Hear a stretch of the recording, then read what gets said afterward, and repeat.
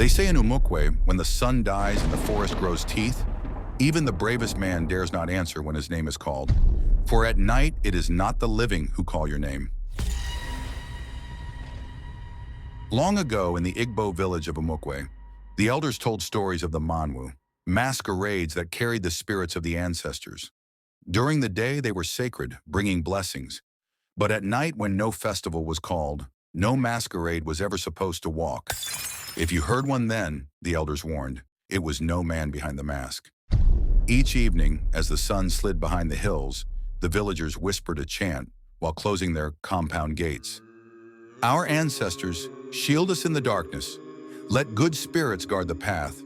Let evil spirits flee into the forest, so we may live and see tomorrow. Mothers hushed their children, fathers drew doors tight, and silence covered the land. But one Harmattan season, a hunter named Obina ignored the warning.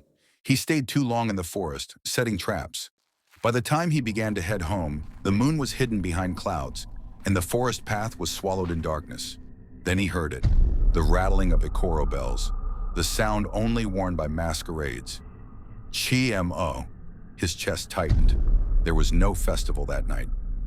Obina, a deep voice called, dragging his name like a drumbeat. He froze, remembering the elder's words. Do not answer when spirits call at night. Through the trees, a masquerade emerged, towering, its mask carved with two faces, one laughing, one weeping. Raffia swayed, now the wind was still. Around it, shadows moved like people, yet had no feet.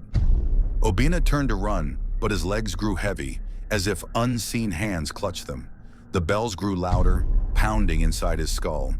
Then a chorus of voices whispered, You walked where the ancestors feast. You stayed after the living left. Now you belong to us.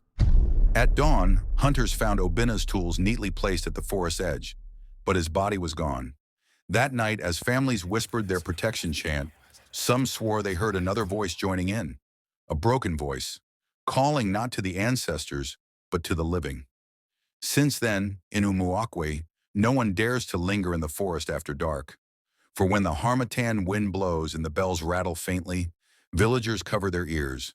They say the Mmanwụ of the night still walks, and Obina's voice is the one that calls your name.